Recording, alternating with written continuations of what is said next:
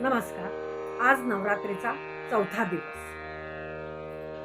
आजची देवी कुष्मांडे म्हणजेच कुष्मांडेती चतुर्थका.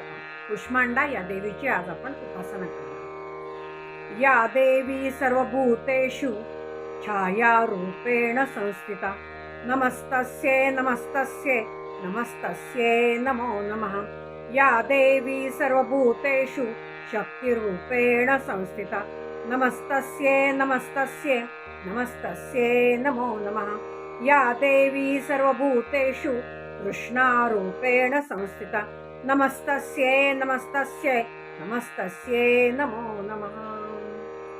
कुष्मांडा ही देवी हिचा निवास हा सूर्यमालेत आहे.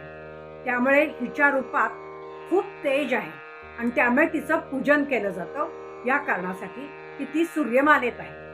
आता ह्या कुष्मांडा देवीसाठी केशरी फूल वाहिलं जातं किंवा तिळाची फुलं वाहिली जातात. तिला गव्हाच्या खिरीचा नैवेद्य दाखवला जातो.